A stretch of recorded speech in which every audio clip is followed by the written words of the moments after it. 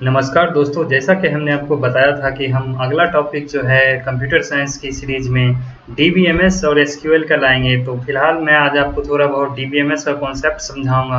उसके बाद मैंने आपके लिए पूरा एमसीक्यू सीरीज भी इसके लिए रखा है, जैसा कि हम पिछले के वीडियो में भी मैं आपके लिए कराता आ रहा हूँ। यहाँ पे मैंने आपको डीबीएमएस और एसक्यूएल का सारा यहाँ पे आप देख सकते हो, ये पीडीएफ तैयार है और ये इसका सारा एमसीक्यू मैं आपको कराऊंगा। बाकी आपको सी प्लस प्लस और ऊप्स का जो एमसीक्यू सीरीज मैंने कराया था उसका पीडीएफ मैंने टेलीग्राम के लिंक में डाल दिया है। तो अभी तक आप अगर टेलीग्राम ग्रुप को ज्वाइन नहीं किया है तो आप इसी वीडियो के डिस्क्रिप्शन बॉक्स में जाओगे तो वहाँ आपको लिंक दिख जाएगा। उसको सीधे आपको क्लिक करना है, आपका पेज सीधे ही टेलीग्राम में चला जाएगा। अगर आपके अपने टेलीग्राम इंस्टॉल नहीं कर रखा है तो सबसे पहले आपको टेलीग्राम इंस्टॉल भी करना है। उसके बाद आपको सारे वीडियो का लिंक और ये पीडीएफ का लिंक सब कुछ आपको वहीं पे मिलता रहेगा टाइम टू टाइम। और मैं कोशिश करूँगा कि मैं सारा अपडेट मैं वहाँ पे रेगुलर देता रहूँ। और वैसे मैं कम्युनिटी सेक्शन में भी काफ़ी सारे एमसीक्यू सीरीज आजकल करा रहा हूँ, तो वहाँ आपको ज़रूर होना चाहिए। मैं वहाँ पे जीएस का और कंप्यूटर का दोनों का एमसीक्यू सीरीज कराता हूँ, तो आपको उसमें पार्टिसिपेट करना चाहिए। काफ़ी सारे लोग वहाँ पे पार्टिसिपेट कर रहे हैं। मैं वहाँ पे ज़्यादातर क्वेश्चन वही डालता हूँ जो कि बीपीएससी ने पहले से पूछ रखा है। और इससे पहले अगर मैं कंप्यूटर की बात करूँ तो कंप्यूटर में मैंने ऑलरेडी 3-4 टॉपिक को करा रखा है। उस टॉपिक को अगर आपने अभी तक नहीं देखा है तो आप इस वीडियो के अगर डिस्क्रिप्शन बॉक्स में जब जाओगे तो वहाँ आपको सारे वीडियो का लिंक मिल जाएगा, जिसमें हमने वो कंप्यूटर आर्किटेक्चर का कोर्स करा रखा है। इसमें हमने आपको लॉजिक गेट्स करा रखा है। इससे पहले हमने आपको सी प्लस प्लस करा रखा है, इनहेरिटेंस का कॉन्सेप्ट करा रखा है, कुछ कंप्यूटर एब्रिविएशन के टॉपिक्स हमने करा रखे हैं। और आज बारी है डीबीएमएस की। तो अगर आपने उन सब वीडियो को नहीं देखा है तो उन सब वीडियो को ज़रूर देखें। और अगर आप टेस्ट नहीं लगा रहे हैं तो टेस्ट लगाने के लिए भी मैंने पिछले के वीडियो में बता दिया था कि आपको टेक्स्ट बुक पे जाके टेस्ट सीरीज लगाना है। तो चलिए ज़्यादा देर ना करते हुए, हमने बहुत सारा इंट्रोडक्शन आज दे दिया इस वीडियो को लेके, तो थोड़ा बहुत इसमें हमने कॉन्सेप्ट को रखा है, जिस कॉन्सेप्ट को आपको थोड़ा समझ लेना है। उसके बाद हम सीधे एमसीक्यू पर आ जाएंगे। तो आज हम डीबीएमएस में अगर हम बात करें तो डीबीएमएस का फुल फॉर्म क्या होता है, तो डाटाबेस मैनेजमेंट सिस्टम। डीबीएमएस में एक कहिए तो डीबीएमएस का बस इतना सा ही काम है, अगर कोई रॉ डाटा है, रॉ डाटा को कैसे हम एक टेबुलर फॉर्म में, टेबल के फॉर्म में, ऑर्गेनाइज्ड वे में, ऑर्डर्ड वे में हम उसको स्ट्रक्चर करें, ताकि उस कोई भी चीज़ हमें फैच करना है, निकालना है या फिर ऐड करना है या फिर देखना है, तो वो सब करने में हमें बहुत आसानी हो, तो उन सब के लिए एक टर्म आया डीबीएमएस। तो यहाँ पे हमने अब इसका डेफिनेशन भी लिख रखा है, set of program that enables users to define, create and maintain the database and provides controlled access to this database. वही बातें लिखी हुई है जो मैंने आपको अभी समझाया। The primary goal of DBMS is to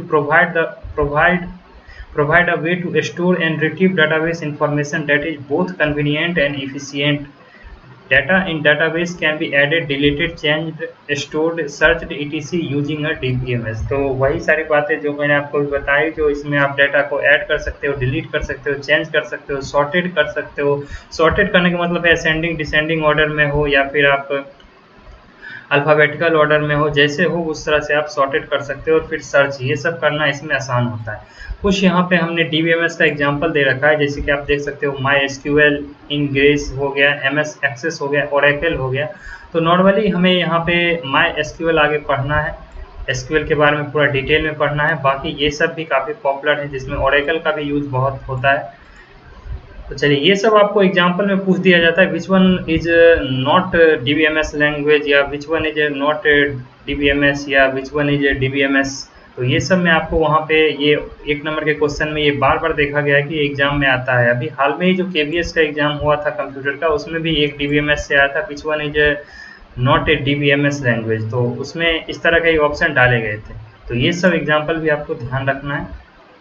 चलिए आगे चलेंगे। यहाँ पे बात हुई डीबीएमएस की, तो डीबीएमएस में 3 लेयर होता है व्यू ऑफ डेटा का। आप 3 लेयर से कर सकते हो, जैसे कि आप इंटरनल लेवल और फिजिकल लेवल और फिजिकल व्यू, ये पहला व्यू हो गया। दूसरा हो गया कॉन्सेप्चुअल व्यू। तीसरा हो गया एक्सटर्नल व्यू। एक्सटर्नल ये नीचे से ऊपर की ओर चलेगा, यानी इंटरनल यानी सबसे नीचे वाला, उसका कॉन्सेप्चुअल बीच वाला, एक्सटर्नल यानी ऊपर, यानी कि यूजर व्यू, जहाँ पे मान लीजिए यूजर उस डाटा को देखता है। इंटरनल व्यू का दूसरा नाम फिजिकल लेवल भी है, इसे फिजिकल व्यू भी कहते हैं। यहाँ पे how the data is physically stored and organised on storage medium.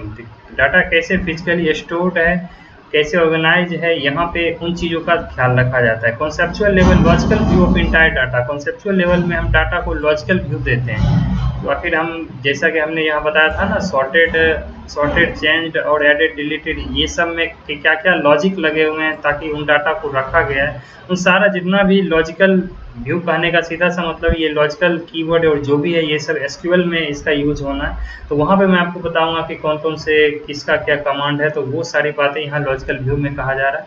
External view and view level and user view. External view कहने का मतलब है कि एक्सटर्नल व्यू, यूजर व्यू, यहीं पे यूजर जो होता है वो डाटा को देखता है और फिर यूजर डाटा को देखने का मतलब है कि वो ऐड, डिलीट, सर्च, सॉर्टेड, ये सब करने का काम ये सब एक्सटर्नल व्यू में होता है, जहाँ पे हम आप बैठ के डाटा को रिट्रीव करते हैं। चलिए नेक्स्ट टर्म आएगा RDBMS। यहाँ पे है DBMS और RDBMS। आर यहाँ पे लगने का सीधा सा मतलब है relational database management system. Relational database management system में आर का मतलब है रिलेशन और रिलेशन का मतलब है टेबल। तो यानी कि जब डाटा को हम ऑर्गेनाइज करते हैं तो उसको हम कई सारे टेबल में, हम डिफरेंट टेबल में उसको रिलेट करके उसको हम स्टोर करते हैं ताकि डाटा को खोजने में आसानी हो।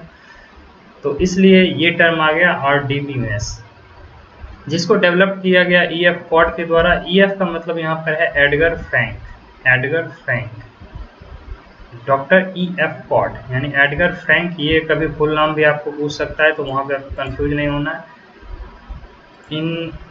यहाँ पे EF कॉड जो है यहाँ पे जॉस हो जाएगा।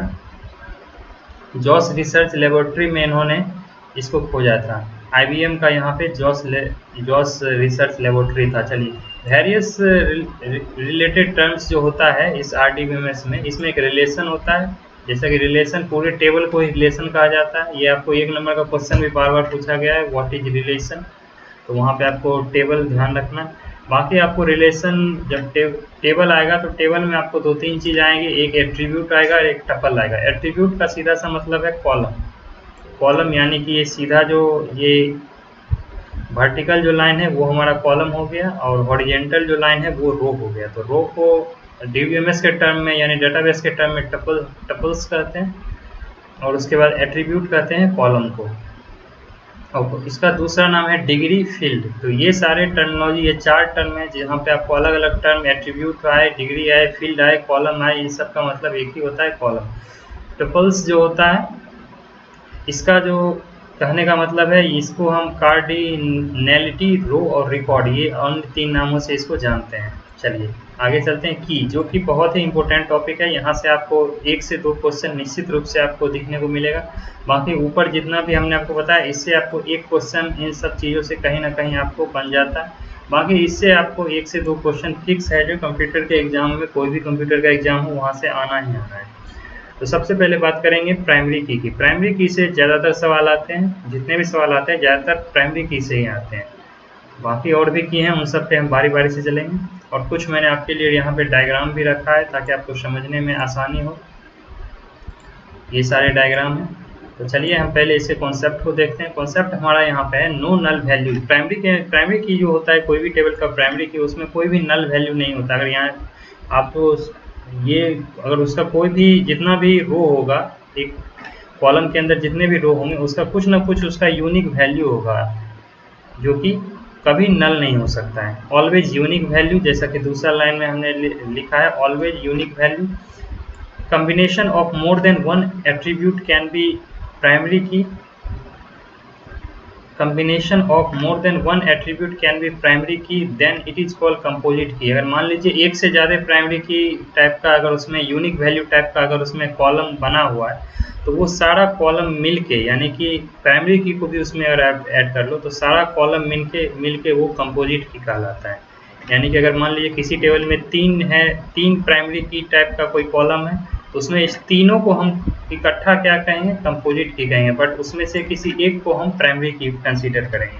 चलिए आगे चलते हैं। कैंडिडेट की भी हमेशा यूनिक होता है। तो कैंडिडेट की यूनिक होता है कहने का बस इतना सा मतलब है कि ईच टेबल में हैव 1 और मोर कैंडिडेट की and 1 of them will become a primary की।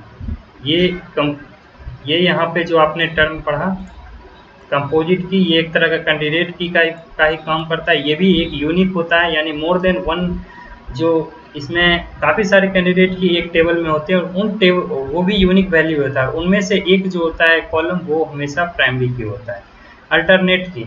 तो ये जैसे कि हमने बताया कि काफ़ी सारे कैंडिडेट की होते हैं, उनमें से एक जो यूनिक होता है वो प्राइमरी की होता है और प्राइमरी की का वैल्यू कभी भी नल नहीं होता है, ये भी आपको ध्यान रखना है। प्राइमरी की और यहाँ पे अल्टरनेट की बात करें तो काफ़ी सारे कैंडिडेट की में एक हमारा प्राइमरी की हो जाएगा और बाकी जो की बचेंगे वो उसको हम अल्टरनेट की कहेंगे। तो वही यहाँ पे लिखा हुआ है, a candidate key that is not the primary key is known as alternate key. अब बात करेंगे सुपर की का, combination of column that uniquely identified any row within a RDBMS. तो यहाँ पे आपको कॉम्बिनेशन ऑफ कॉलम्स जो है, यहाँ पे column that uniquely identified any row within a RDB में। सुपर के कहने का मतलब यही है, वैसा कॉलम जिसमें कि कोई भी वैल्यू, ये भी एक तरह का कॉम्बिनेशन ऑफ कैंडिडेट की ही हुआ, जिसमें कि आपको वैसा कॉलम जिसमें कोई भी वैल्यू रिपीट नहीं हो रहा है, यानी कि यूनिक वैल्यू हो, तो वो सारे सुपर की भी हैं। ये सभी आपको डायग्राम से थोड़ा क्लियर होगा क्योंकि ये आपको लग रहा होगा सब एक ही जैसा दिखने में। चलिए आगे बात करते हैं फॉरेन की। फॉरेन की में अगर बात करें तो इसका वैल्यू कभी भी नल नहीं होता, ये नल वैल्यू को कंटेन करता है। फॉरेन की और प्राइमरी की में एक बहुत बड़ा डिफरेंस ये भी है कि ये नल वैल्यू को कंटेन करता है, डुप्लीकेट वैल्यू को भी कंटेन करता है, जबकि प्राइमरी में डुप्लीकेट वैल्यू भी कंटेन नहीं होता है। Whose value is derived from the primary key of another table, ये किसी अदर टेबल का प्राइमरी की को वो हैच करता है। The relation between two tables is established with the help of foreign की। किसी दो टेबल को अगर हम रिलेशन को एस्टेब्लिश करना है तो वहाँ पे हम फॉरेन की का यूज करेंगे। फॉरेन की कहने का मतलब है वो किसी दूसरे टेबल का प्राइमरी की को वो लेगा और प्राइमरी की को वो जब लेगा तो उस प्राइमरी की को वो नल भी ले सकता है, डुप्लीकेट वैल्यू भी उसमें वो कंसीडर कर सकता है, तो वही एक तरह का फॉरेन की है। यहाँ पे अगर मैं बात करूँ तो मैं आपको जैसा कि अभी बता रहा था, जैसे कि आप देख सकते हो ये एक टेबल है, employee ID, employee name, employee license, ये सारा यहाँ पे हमने ये रखा है, ये कॉलम है और ये जो इस तरह से मैं कर्सर को घुमा रहा हूँ ये रो है।